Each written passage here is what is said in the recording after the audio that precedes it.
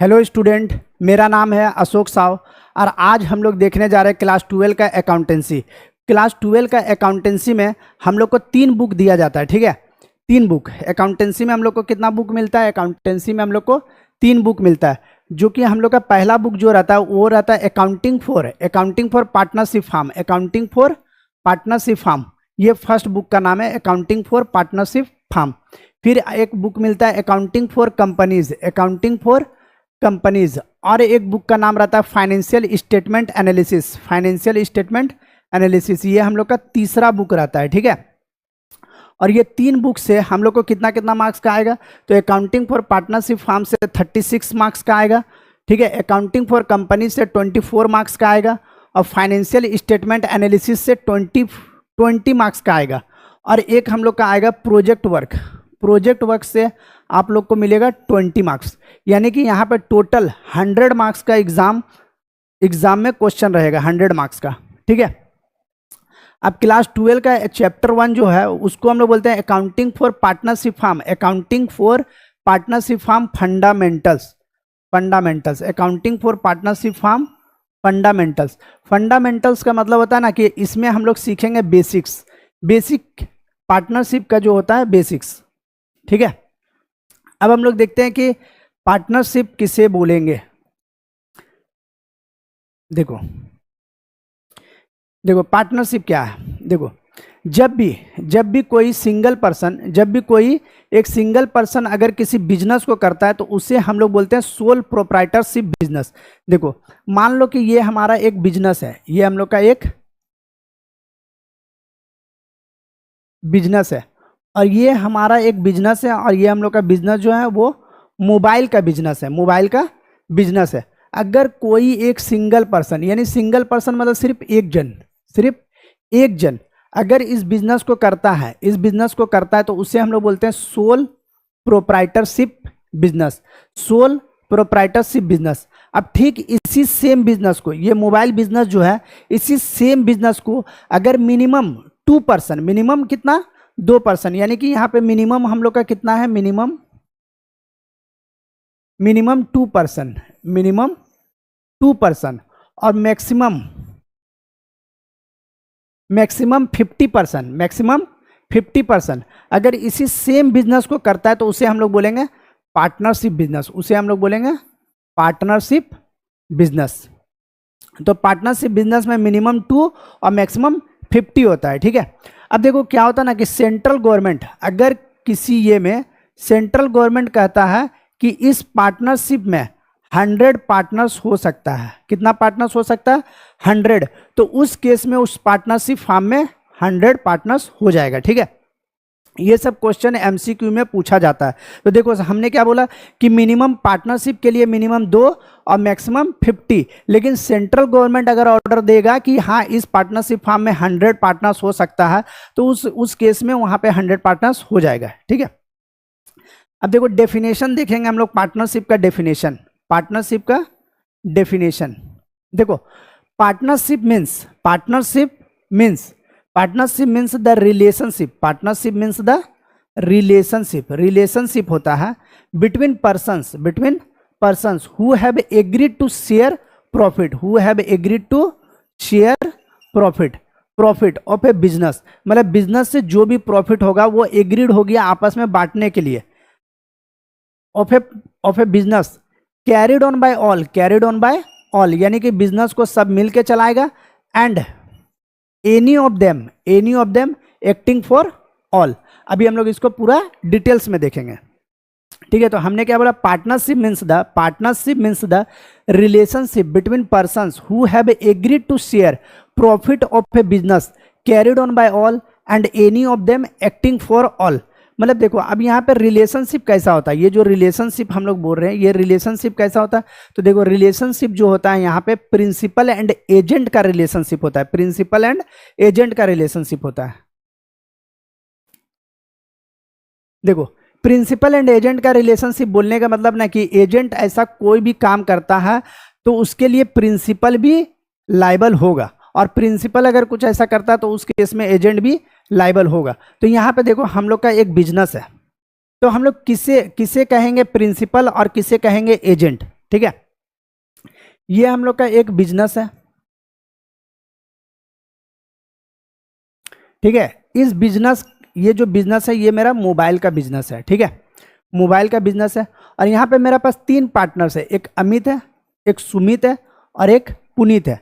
अमित, सुमित और पुनीत मिल के ये हम लोग का पार्टनरशिप बिजनेस कर रहा है, पार्टनरशिप बिजनेस कर रहा है, ठीक है। हम लोग यहाँ पे एग्जाम्पल देख रहे हैं, प्रिंसिपल और एजेंट किसे कहेगा, कहेंगे प्रिंसिपल एंड एजेंट किसे कहेंगे, ठीक है। तो अमित, सुमित और पुनीत तीनों मिलके एक मोबाइल का बिजनेस चला रहा है, ठीक है। और तीनों मिलके डिसाइड किया कि जो भी सेलिंग का काम होगा, मोबाइल बेचने का जो भी काम होगा वो अमित करेगा। तो देखो, sale of mobile phone by Amit, यहाँ पे अमित जो है यहाँ पे मोबाइल बेचेगा। तो अमित जो है यहाँ पे एजेंट कहलाएगा, अमित जो है वो एजेंट कहलाएगा। और प्रिंसिपल कौन कहलाएगा, तो सुमित और पुनीत प्रिंसिपल कहलाएगा। मतलब जो काम कर रहा है, जो काम कर रहा है उसे हम लोग बोलते हैं एजेंट, और जो मतलब डायरेक्शन दे रहा है करने के लिए उसको हम लोग बोलते हैं प्रिंसिपल। तो यहाँ पे एजेंट कौन कहलाएगा, एजेंट हम लोग का कहलाएगा अमित, और प्रिंसिपल कौन कहलाएगा, सुमित और पुनीत। सुमित एंड पुनीत यहाँ प्रिंसिपल कहलाएगा। ठीक उसी प्रकार अगर जैसे हम लोग मोबाइल यहाँ पे सेल कर रहा, तो मोबाइल कहीं से तो परचेस करता होगा ना, मोबाइल परचेस करता होगा उसके बाद ही सेल होगा। तो मान लो कि परचेस करने का जो काम है वो सुमित का है, सुमित, परचेस करने का काम किसका है, सुमित का। देखो, purchase of mobile phone by Sumit. तो सुमित अगर यहाँ पे मोबाइल फ़ोन परचेस कर रहा है, सुमित अगर यहाँ पे मोबाइल फ़ोन परचेस करने का काम कर रहा, तो सुमित यहाँ पे एजेंट है। सुमित कौन है, एजेंट। तो यहाँ पे एजेंट कौन है, एजेंट जो है मेरा वो है सुमित। तो यहाँ पे प्रिंसिपल कौन हो जाएगा, प्रिंसिपल मेरा हो जाएगा, सुमित को छोड़ दो, अमित और पुनीत, अमित एंड पुनीत जो है यहाँ पे प्रिंसिपल होगा, ठीक है। तो partnership means the relationship between persons. तो पर्सन्स के बीच में कैसा रिलेशनशिप है, तो प्रिंसिपल एंड एजेंट का रिलेशनशिप है। ऐसा एमसीक्यू में भी आ सकता है, ठीक है, प्रिंसिपल एंड एजेंट का रिलेशनशिप है। अब फिर से हम लोग देखते हैं पार्टनरशिप। देखो, partnership means the relationship between persons who have agreed to share profit, agreed to share profit of a business carried on by all, and any of them acting for all. मतलब कि बोलने का मतलब है कि सब मिलके बिजनेस को चलाएगा, या फिर कोई एक जन भी अगर काम किया तो ऐसा माना जाएगा कि सबने मिलके काम किया है, ठीक है। अब हम लोग इसका भी एक एग्जांपल देख लेते हैं।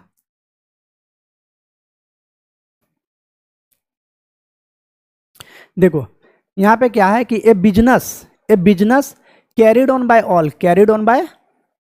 All and any of them acting for all. मतलब कोई भी एक जन काम करेगा तो माना जाएगा कि सबने काम किया। तो अब हम लोग इसका एक एग्जांपल देखते हैं।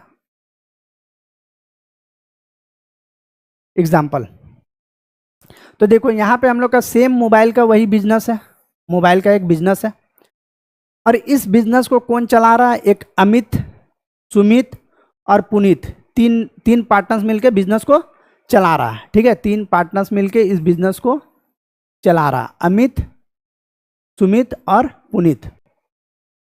एक कस्टमर है जिसका नाम है विशाल, ठीक है। तो अमित क्या किया ना, अमित जो है एक मोबाइल सेल किया, मोबाइल क्या किया, सेल किया क्रेडिट में मतलब कि उधार में। किसको सेल किया, एक कस्टमर है जो विशाल को 10,000 रुपये में सेल कर दिया, ठीक है। तो अगर उधार में अगर हम विशाल को मोबाइल सेल कर रहा है, तो अब इस विशाल से पैसा मांगने के लिए कौन जाएगा। मान लो कि अमित और सुमित और पुनीत को पता चला कि एक मोबाइल सेल हुआ, सुमित और पुनीत को पता चला कि एक मोबाइल सेल हुआ, क्रेडिट में सेल हुआ और विशाल को सेल हुआ। तो हुआ क्या कि ये सुमित जो है ना, ये सुमित जो है इस कस्टमर से चला गया पैसा मांगने के लिए, कितना, 10,000 रुपये। तो अब कस्टमर जो है विशाल बोलता है कि हम तो भाई मोबाइल अमित से लिए, तो हम पैसा अमित को ही देंगे, तुमको नहीं देंगे। तो क्या यहाँ पे कस्टमर जो बोल रहा है वो सही बोल रहा है, वो विशाल को सुमित को पैसा नहीं देगा? क्या लगता है? तो देखो यहाँ पे पार्टनर कौन है, अमित है, सुमित है और पुनीत है। तो सुमित सुमित जो है कस्टमर्स के पास जाके पैसा मांग सकता है, उधार का पैसा। क्यों क्यों मांग सकता है? क्योंकि यहाँ पे ये लोग पार्टनर्स है। मतलब यहाँ पे अगर अमित ने मोबाइल सेल किया है उधार में, तो यहाँ पे ऐसा माना जाएगा कि सुमित और पुनीत तीनों मिलके सेल किया है क्रेडिट में, तीनों मिलके सेल किया क्रेडिट में। तो यहाँ पे जो सुमित जो है वो कस्टमर विशाल से पैसा मांग सकता है, और विशाल जो है वो पैसा कस्टमर को विशाल जो है वो सुमित को पैसा दे सकता है, कोई प्रॉब्लम नहीं है। यहाँ पे वही बोल रहा है कि business carried on by all, a business carried on by all मतलब कि बिजनेस को तीनों मिल के चलाएगा। And any of them acting for all, मतलब एक जन अगर कुछ भी काम किया तो ऐसा माना जाएगा कि सबने काम किया।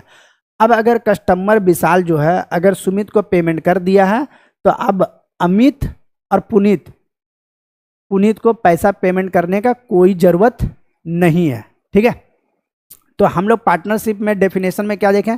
Partnership means the relationship between persons who have agreed to share profit of a business carried on by all and any of them acting for all.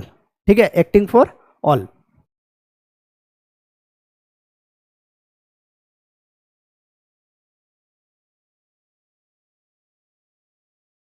अब हम लोग देखते हैं फ्यूचर्स ऑफ पार्टनरशिप। यहाँ पे हम लोग देखेंगे फ्यूचर्स ऑफ पार्टनरशिप। तो देखो हमें कैसे पता चलेगा कि ये पार्टनरशिप बिजनेस है?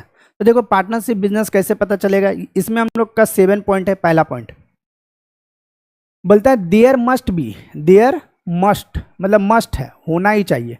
There must be at least two person to form a partnership. Partnership बनाने के लिए कम से कम कितना पर्सन होना चाहिए? 2 पर्सन होना चाहिए। देखो अगर कोई सिंगल पर्सन बिजनेस कर रहा है वो तो सोल प्रोप्राइटरशिप हो जाएगा, इसलिए यहाँ पे बोला है कि मिनिमम 2 पर्सन होना चाहिए, मस्ट 2 पर्सन होना चाहिए। एक दूसरा बोलता है there should be an agreement among the partners के बीच में कैसा एग्रीमेंट होना चाहिए? There should be an agreement among the partners. Agreement होना चाहिए का मतलब क्या है? देखो आपस में पार्टनर लोग पहले से ही डिसाइड कर लेगा कि किस पार्टनर्स को मतलब कितना हम लोग इंटरेस्ट ऑन कैपिटल देंगे, किस पार्टनर्स को सैलरी मिलेगा, किस पार्टनर्स को कमीशन मिलेगा। ये सब हम लोग पहले से डिसाइड करके एग्रीमेंट में लिख लेते हैं। ठीक है, अब देखो ये सब हम लोग अभी और आगे डिटेल्स में पढ़ेंगे। ठीक है, तो यहाँ पे बोल रहा there should be an agreement among the partners के बीच में क्या होना चाहिए? एक एग्रीमेंट होना चाहिए। 2 तीसरा the agreement must be sharing the profit of the business. Agreement कैसा होना चाहिए? एग्रीमेंट में शेयरिंग ऑफ प्रॉफिट के बारे में होना चाहिए। तो यहाँ पे बोल रहा कि the agreement must be sharing the profit of the business. 3 point. 4th point देखेंगे, बोलता है the business to be carried on by a partnership must always be lawful. मतलब कि जो बिजनेस हम लोग कर रहे हैं वो बिजनेस लॉफुल बिजनेस होना चाहिए, मतलब कि कोई इलीगल बिजनेस नहीं होना चाहिए। मान लो कि 2-3 पार्टनर्स मिल गया, 2-3 पर्सन मिल के पार्टनरशिप में बोल रहा कि अब हम लोग गन सप्लाई करेंगे।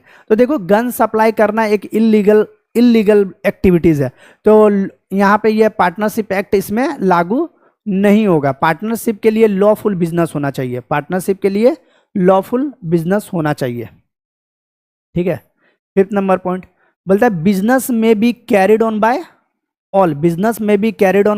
ऑल और any of them acting for all. ये हम लोग देख चुके हैं कि बिजनेस को सब मिलके चलाएगा, या फिर अगर एक जन ने भी अगर बिजनेस में कोई काम किया है तो ऐसा माना जाएगा कि सबने वो काम किया है। ठीक है, और ये बिजनेस से रिलेटेड होना चाहिए, पर्सनल नहीं चलेगा।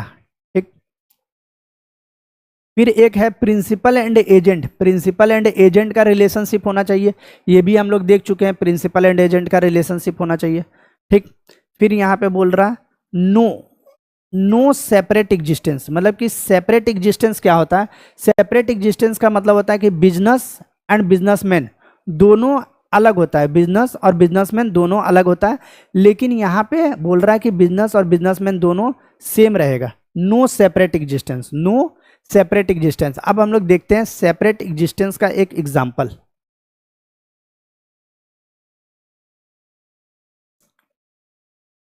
देखो यहाँ पे बोल रहा नो सेपरेट एग्जिस्टेंस। सबसे पहले हम लोग देखते हैं सेपरेट एग्जिस्टेंस किससे बोलेंगे। सेपरेट एग्जिस्टेंस, ये हम लोग का एक बिजनेस है,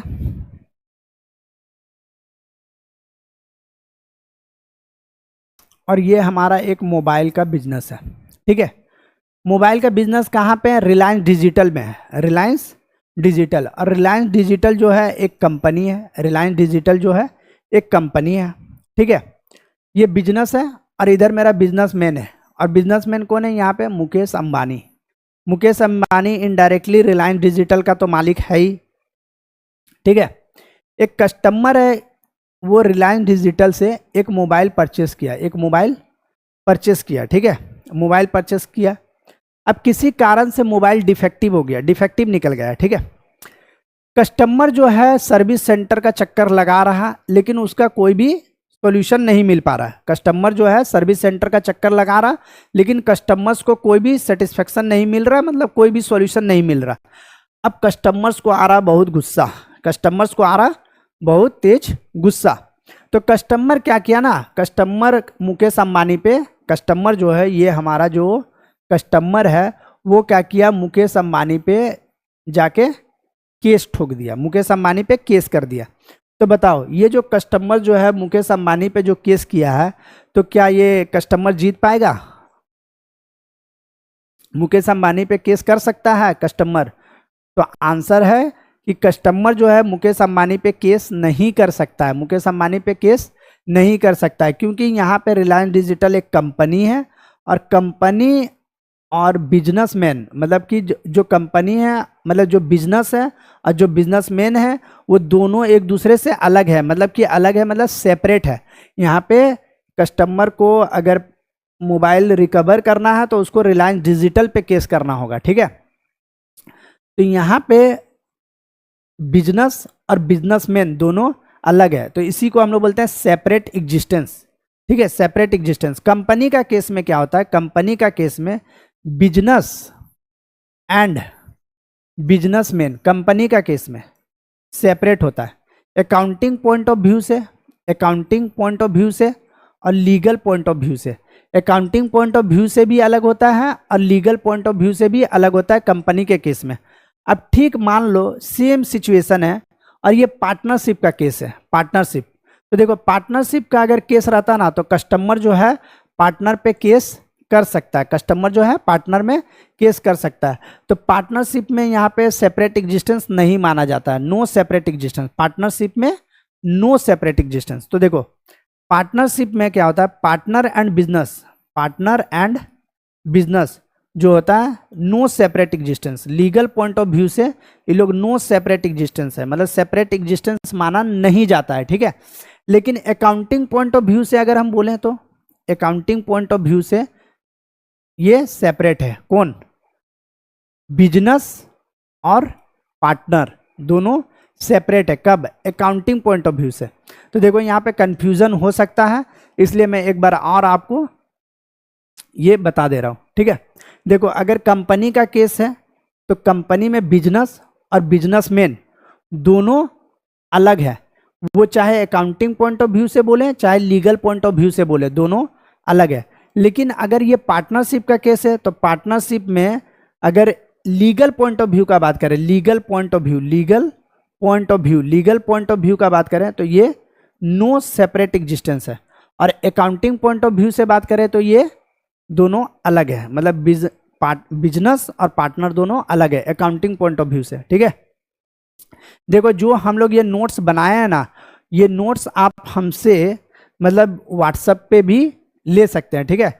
मुझे इस नंबर पे कॉल करके 8918637140, ठीक है, 8918637140 पे ये नोट्स आप हमको हम व्हाट्सएप पे भी आप लोग को दे देंगे, ठीक है। तो करना क्या है कि आप लोग को इसी तरह से एक प्रॉपर अच्छा सा नोट्स बनाना है, ठीक है, पढ़ने के लिए, जो कि आपको एग्जाम टाइम में बहुत हेल्प करेगा, ठीक। अब हम लोग देखते हैं यहाँ पे फ्यूचर्स ऑफ पार्टनरशिप तो हम लोग देख चुके हैं। अब हम लोग एक और क्वेश्चन देखते हैं, पार्टनरशिप एग्रीमेंट और पार्टनरशिप डीड क्या होता है। देखो पार्टनरशिप एग्रीमेंट क्या होता है ना, कि देखो एग्रीमेंट जो होता है ना वो पार्टनर लोग पहले से ही बना लेता है। पार्टनर लोग पहले से एग्रीमेंट क्यों बना लेता है, क्योंकि फ्यूचर में कोई मिसअंडरस्टैंडिंग ना हो, कोई डिस्प्यूट ना हो, मिसअंडरस्टैंडिंग ना हो, ठीक है, उसके लिए हम लोग पार्टनरशिप एग्रीमेंट पहले से बना लेते हैं। तो एग्रीमेंट में रहता क्या है, तो एग्रीमेंट में क्या रहता है कि इंटरेस्ट ऑन कैपिटल पार्टनर्स को कितना दिया जाएगा, कितना % दिया जाएगा वो रहेगा, किस पार्टनर्स को सैलरी मिलेगा वो रहेगा, किस पार्टनर्स को कमीशन मिलेगा, किस पार्टनर्स को बोनस रहेगा, प्रॉफिट शेयरिंग रेशियो क्या होगा, प्रॉफिट कैसे बटेगा, ये सब टर्म्स एंड कंडीशन एग्रीमेंट में रहता है। तो एग्रीमेंट जो होता है ना, एग्रीमेंट जो होता है वो हम लोग बोल के या फिर लिख के हम लोग कर सकते हैं। तो देखते हैं यहाँ पे बोलता है partnership agreement is an oral या फिर रिटन एग्रीमेंट है। Partnership agreement is an oral और रिटन एग्रीमेंट है बिटवीन द पार्टनर्स के बीच में कैसा एग्रीमेंट है, ओरल या फिर रिटन।